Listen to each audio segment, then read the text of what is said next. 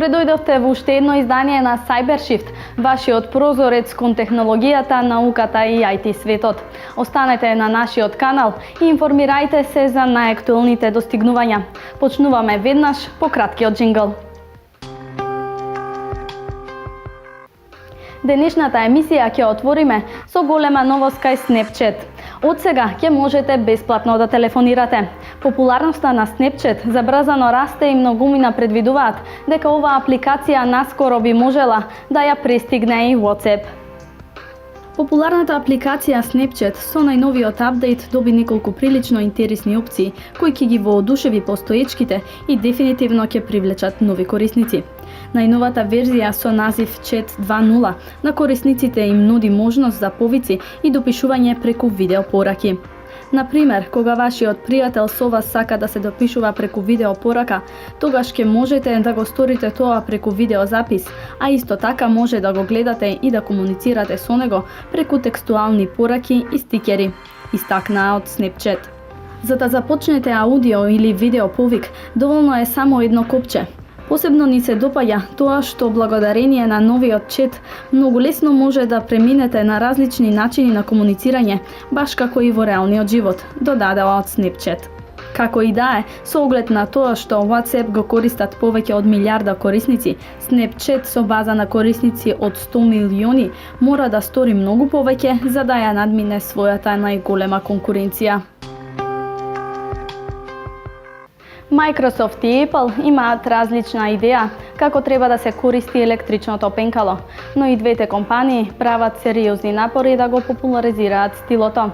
Еден обид на Microsoft е во новата надоградба на оперативниот систем Windows 10 Anniversary Update, да го донесе Ink Workspace со функционалност што ќе ја зголеми употребата на моливчето и ќе овозможи негово користење во сите апликации, односно да биде корисно како глувчето.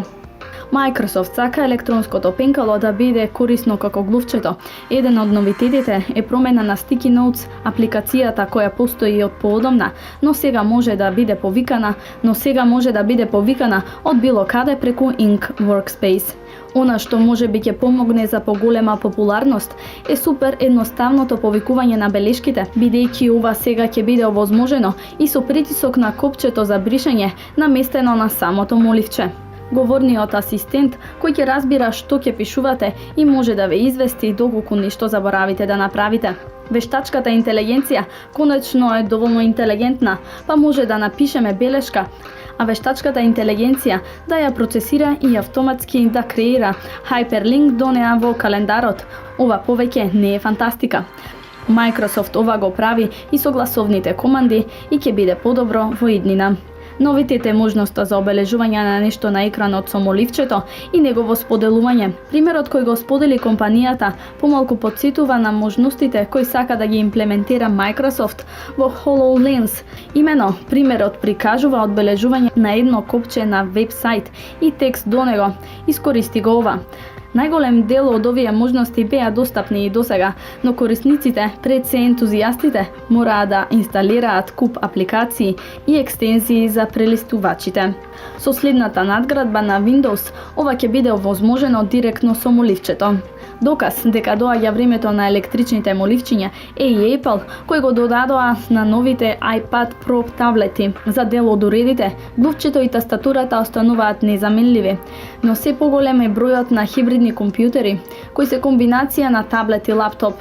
Во таблет мод на работа, управувањето со моливчето сепак е поедноставно од виртуелната тастатура. Поминаа 4000 дена откако роверот на NASA Opportunity започна да ја истражува површината на Марс, а машината сними неверојатна гледка. Да ја погледнеме во следниот прилог. Роверот Opportunity забележал витал прашина на Меридијани Планун, местото каде што се наоѓа уште откако слета на црвената планета во 2004 година. Ова е најдобриот вител прашина кој сме го виделе во овој регион. Среќни сме што истото се забележа на камера, изјави Реј Ардисон, заменик на главниот истражувач за Opportunity. Научниците знаат дека со години се формираат витли прашина на почвата на Марс. Во 2012 година Во 2012 година орбитерот Mars Reconnaissance забележа прашина во висина од 19 километри. Тие се формираат на ист начин на кој се формираат и на Земјата, иако атмосферата на Марс е многу потенка во споредба со нашата. Оперативниот систем Android ја најавува својата надоградба Android 6.0.1 Marshmallow за ажурирање овој месец, при што бенефиција со тоа што најпрви ќе ја искористат, ќе имаат оние што имаат Samsung телефони. Samsung веќе ја објави новата верзија со Galaxy S5 на 21 март, а ажурирањето е сега достапно и за Galaxy Note 5, Galaxy Note 4 и Note Edge. Се разбира, тука се и Galaxy S7, Galaxy S6 и Galaxy S7 Edge и S6 Edge. Софтверот е веќе достапен одредено време, но требаше малку време и трпение додека да достигне до сите корисници. Android Marshmallow има промени во корисничкиот интерфејс, но задржува некои од основните опции на Lollipop, како на пример алатките, нијансите од известувањата и навигациите. Наместо кратенки за јавување кај Lollipop, новата верзија има кратенка за Google гласовно пребарување, што значи дека таа функција е една од најзначајните кај Marshmallow, а сите што ќе го ажурираат софтверот ќе добијат и безбедносна надградба. За оние кои селфи стикот не им се допаѓаше заради ограничувањето во далечината која може да се постигне, австралиската компанија Yacht Group креираше летечки селфи стап, а ваквото задоволство ќе ве чини нескромни 200 евра. Еве зашто станува збор. Австралиската компанија Yacht Group креираше летечки селфи стик наречен Roam, кој е пуштен во продажба во Австралија од четвртокот, додека испораките широм светот се очекуваат во јуни. Извршниот директор на компанијата Иан Дафел вели дека целта и визијата на Yacht Group е создавање на ултимативен селфи стик на стероиди. Проблемот на повеќето стапови е тоа што се ограничени со својата должина. Затоа се одлучивме да направиме летечки стап кој би лебдел и би го следел корисникот, изјави Дафел. Откако уредот ќе се спои со смартфонот, тој се поврзува со корисникот врз основа на препознавање на лице на максимално растојание од 25 метри. Може да прави фотографии, видеоклипови, панорамски снимки и стрим во живо. Roam има камера од 5 мегапиксели која содржи CMOS сензор и A7 Quad-Core ARM Cortex процесор. Цената на уредот е околу 200 евра. Google, кој веќе е познат по услугите што ги нуди, неговиот интернет и телевизија, реши да додаде уште една услуга. Станува збор за фиксна телефонија, наречена Fiberphone, што засега е достапна само во неколку држави во САД. Целта на Google е да ги спои овие три услуги и тврди дека фиксните телефони и понатаму се важен аспект за голем број на корисници. Како што велат од компанијата, оваа услуга ќе чини само околу $10 месечно, а корисниците ќе добијат неограничени локални и национални разговори и поволни тарифи, како и Google Voice за меѓународни повици. Ќе може да се задржи стариот број или пак да се одбере нов. Освен тоа, корисниците имаат можност да ја користат функцијата повик на чекање, идентификација на броевите и линиите за помош. Nintendo се подготвува за премиерата на својата нова генерација на конзоли, покажува истражувањето на Технавио. Според него, компанијата работи на својата нова конзола Nintendo NX, која оваа година ќе биде пуштена на пазарот. Се очекува на пазарот да се зголеми бројот на представени различни конзоли од следната генерација. Nintendo треба да ја пушти новата генерација на конзоли во 2016 година, што ќе го стимулира растот на пазарот во 2017 година, коментира еден од главните експерти за игри на Технавио, Сумија Мустиди. Во горе наведените 4 години се очекува да бидат пуштени и новите верзии на Xbox и PlayStation 4.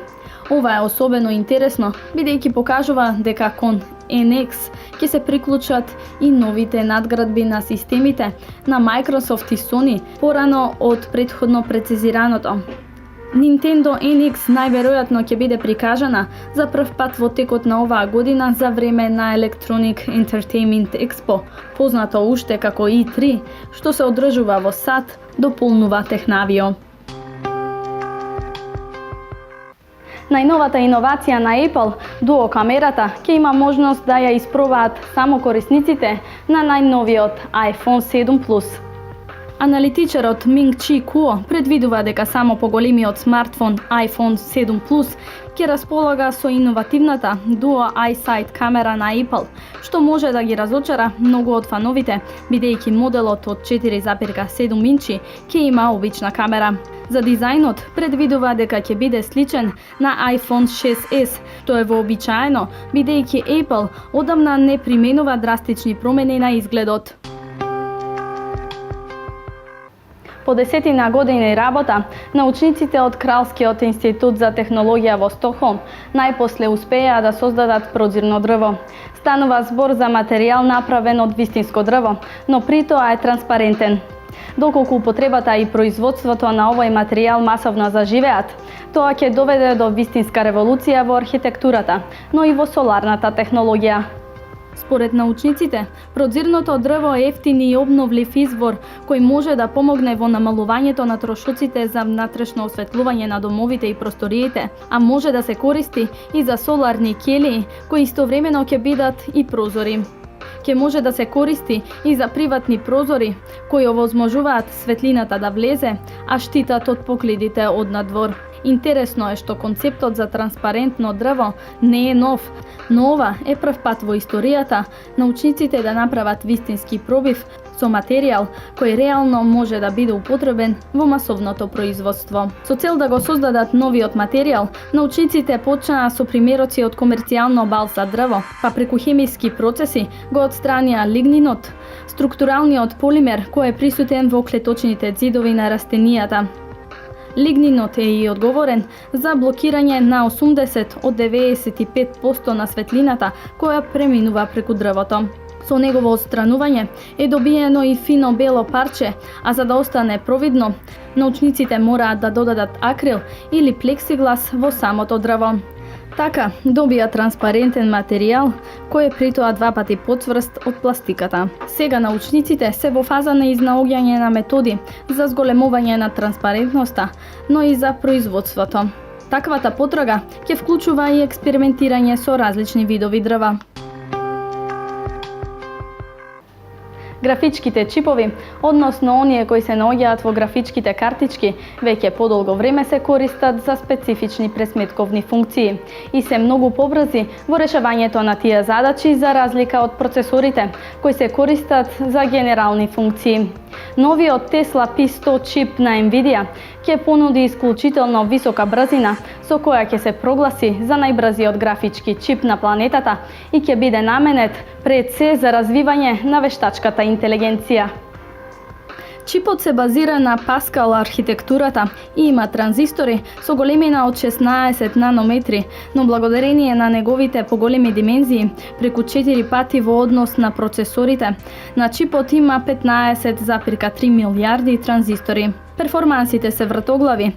Чипот има пресметковна моќ од 10,6 тифлопс за 64 FP32 јадра, односно 53 тифлопс за 32 FP64 јадра. Ова е двојно повеќе во однос на претходниот K40, поделена на 4 плочки со 4096 битна архитектура за проток на информации од 1,4 гигабајти по секунда, многу побрзо од стандардните RAM мемории за компјутерите. Во чиста брзина на пресметување, благодарение на сите овие промени, чипот базиран на Pascal архитектурата е 12 пати побрз од чип базиран на Maxwell, односно работа што претходниот би ја завршил за 25 часа, со Pascal ќе биде завршена за 2 часа. Овој графички чип не очекувајте набрзо да го вградите во вашиот геймерски компјутер. Nvidia има други планови за него. Тоа е секако DGX еден компјутерот за длабоко учење.